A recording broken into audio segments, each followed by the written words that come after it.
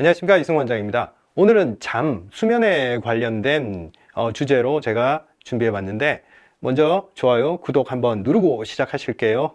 제가 소화기 환자를 치료하면서 잘 먹는 걸 굉장히 중요하게 생각하는데, 그거 외에 그 다음으로 중요하게 생각하는 게 뭐냐면 바로 수면입니다. 환자들을 이렇게 관찰을 해보면 만성적인 문제가 생긴 사람들은 꼭 수면 문제가 같이 발생하고 있거든요.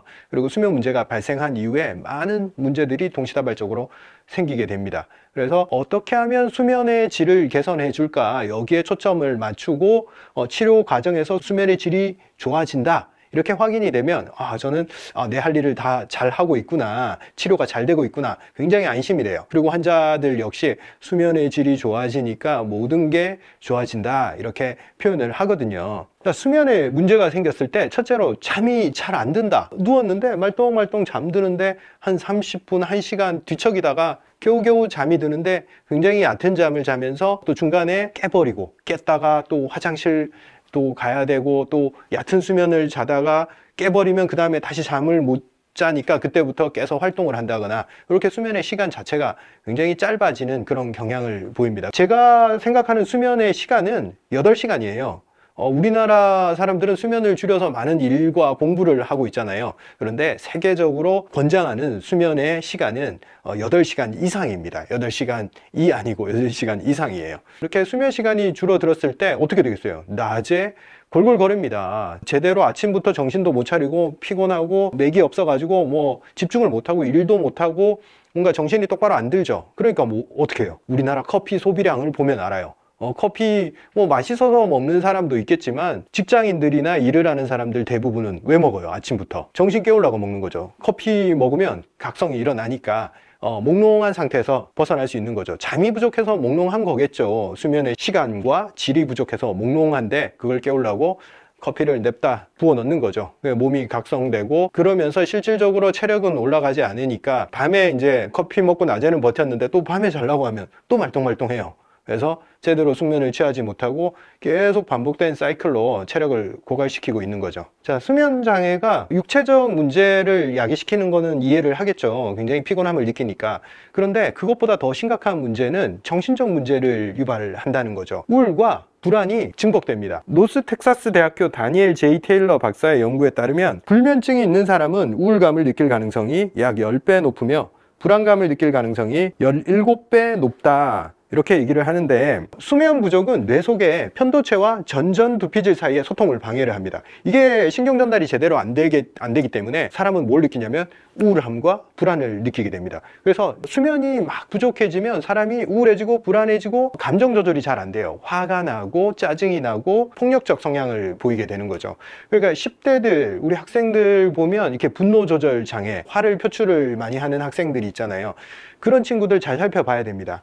밤에 잠을 제대로 자고 있는지, 밤에 게임을 하면서 뇌를 쉬지 못하게 하고 있는지, 그 결과가 폭력성으로 나타난다고 보시면 됩니다. 거의 확정적이에요. 이런 부분을 확인해서 충분한 수면 시간을 확보하게 해줘야지만이 이 폭력성을 줄이고 안정감을 줄 수 있습니다. 수면 부족이 정신의 각성 상태와 그리고 두뇌 활동에 어떤 영향을 주는지 연구한 자료가 있는데, 싱가포르 국립대학의 준노 박사의 연구에 따르면 수면 시간을 5시간으로 줄인 다음에 문제를 주고 이걸 얼마나 잘 풀어내고 잘 기억을 하는지를 테스트를 해봤어요. 그래서 첫날 그리고 일주일 후 테스트를 했는데, 첫날은 잠을 잘 잔 상태겠죠. 첫 번째 실험이니까 한 2개 정도 실수를 했는데, 일주일 지나니까 무려 18개를 실수를 하고 틀리더라. 당연한 거겠죠.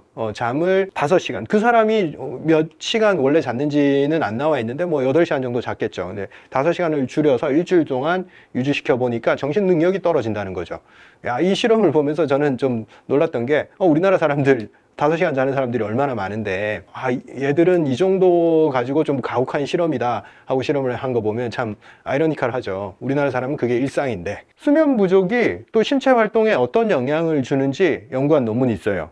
시카고 대학교 브롬리 박사의 연구에 따르면, 피실험자들을 5시간 30분으로 수면 시간을 제한을 하고 한 일주일 정도 후에 어떤 변화가 있었는지 체크해 봤는데, 두 그룹이 있었어요. 한 그룹은 원래 운동량이 좀 있었던 사람, 그리고 한 그룹은 운동량이 별로 없었던 사람. 운동량이 좀 있었던 사람들은 본인의 능력이 떨어지니까 센 운동들을 못하게 되는 거예요. 그래서 자연적으로 운동량을 한 3분의 1 정도로 줄여버리더라는 거예요. 그리고 원래 운동을 하지 않았던 사람들, 안 그래도 뭐 운동조차 잘 안 하던 사람들인데 더 안 움직이고 그냥 더 가만히 있으려고 했다는 거죠. 즉 수면 부족이 결국 신체의 활동량을 줄이고 우리가 사용해야 될 충분한 심장 박동량을 확보하지 못하고, 그러면 어떻게 되세요? 혈류가 충분히 말초로 내 장부로 가지 못하니까 기능이 저하가 되고 염증이 생기고 질환이 생기겠죠. 결국 수면 부족이 정신적 문제, 신체적 문제, 모든 문제를 결국에는 불러온다는 겁니다. 고작 5시간 30분으로 줄였을 뿐인데, 근데 제가 실질적으로 환자들을 대해보면 수면 상태가 정말 심각한 분들이 많아요. 뭐 1시간밖에 제대로 못 잔 것 같다, 뭐 2시간, 3시간 굉장히 흔해요. 누워는 있었지만 실제로 잠잔 시간은 뭐 3시간밖에 안 된다, 4시간밖에 안 된다, 뭐 1시간 자다가 깼다가 또 1시간 잤다가 깼다가 또 1시간 잤다가 깼다가 합하니까 3시간밖에 안 된다, 이런 분들이 정말 많아요. 그래서 이런 분들이 내가 나이가 드니까 잠이 줄어드는 게 당연한 게 아닐까 라고 생각을 하시는데 전혀 그렇지 않아요. 그렇게 줄어드는 게 정상적이지가 않고, 물론 멜라토닌이 줄어들기 때문에 나이가 들면 그 수면의 깊이 자체가 줄어드는 건 맞아요. 근데 그걸 해결할 방법들이 존재하는데 그걸 제대로 해결하지 못하고 수면이 줄어드는 것을 그냥 노화로 받아들이는 분들이 많다는 겁니다.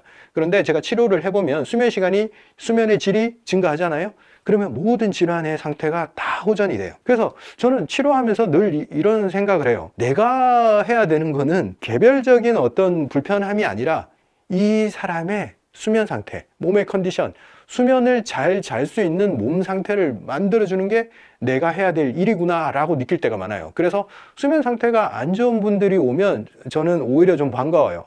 이분은 이게 해결되면 모든 게 해결되겠구나, 이렇게 생각이 되기 때문입니다. 자, 그러면 우리가 이 수면의 메커니즘을 먼저 알아야 됩니다. 어떤 상황으로 인해서 우리가 잠을 자고 깨고 이런 패턴이 일어나는지를 먼저 말씀드리겠습니다. 말씀드리기 전에 이런 우리가 과학적으로 접근할 때는 항상 우리 몸은 정교한 기계 장치다, 그래서 우리가 사용법을 정확히 숙달을 하면 몸을 최적의 상태로 사용을 할 수 있다, 이런 전제를 가지고 접근을 해야 됩니다.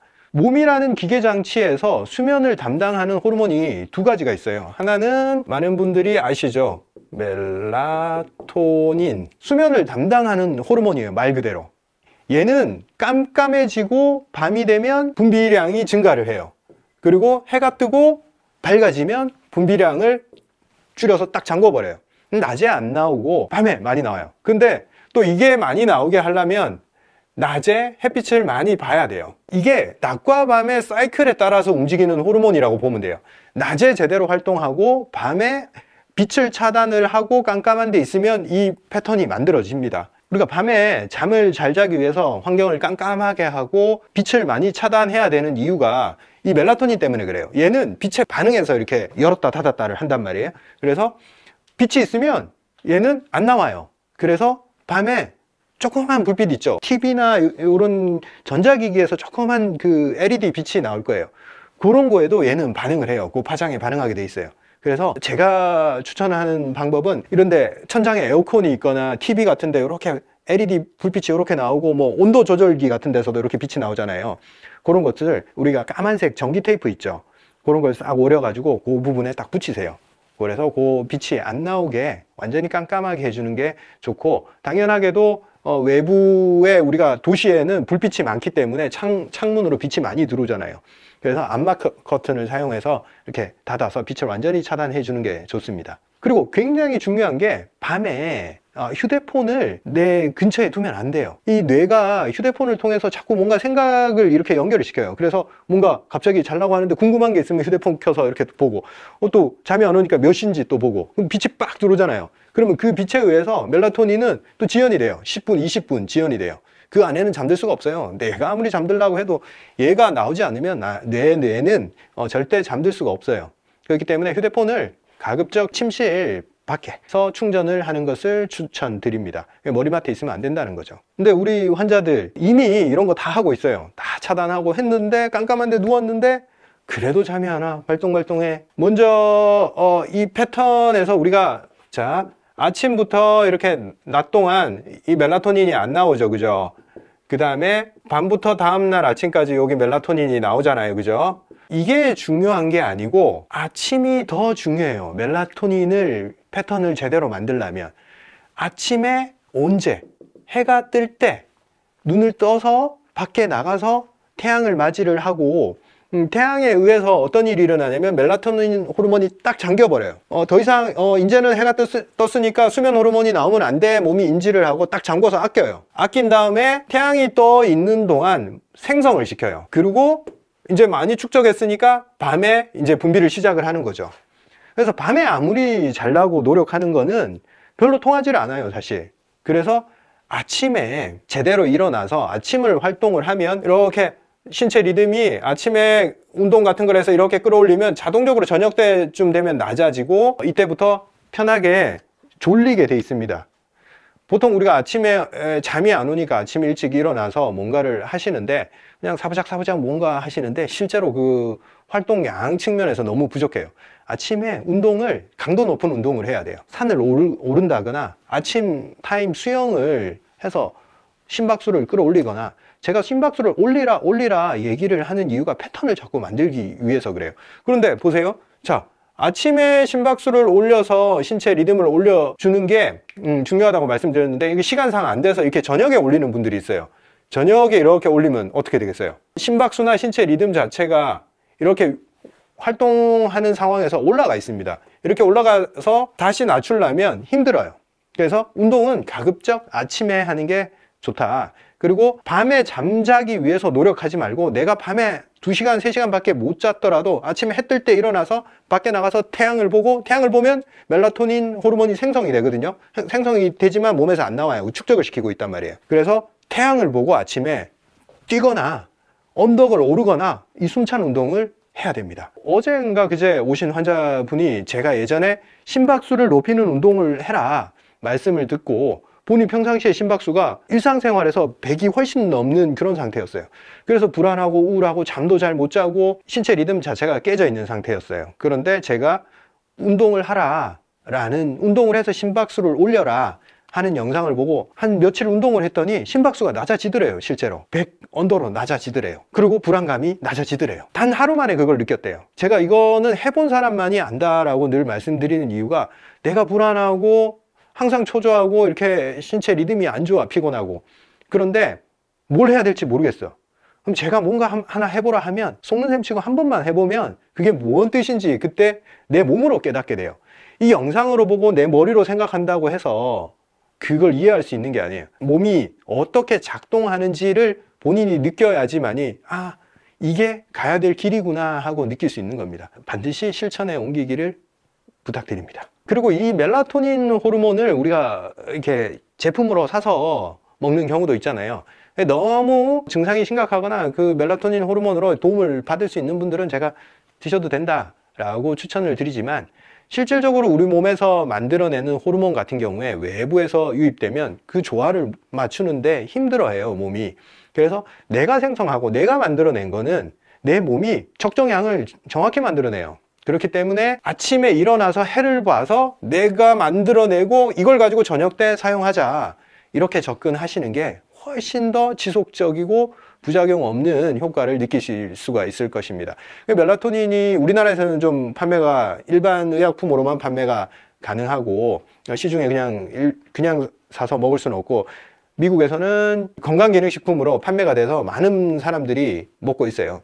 이 사회가 복잡해지고 빛에 많이 노출이 되는 사회에서는 어쩔 수 없어요. 불면이 따라올 수밖에 없는데 그걸 호르몬제를 먹어서 해결하려고 하지 말고 삶의 패턴을 만들어야 된다.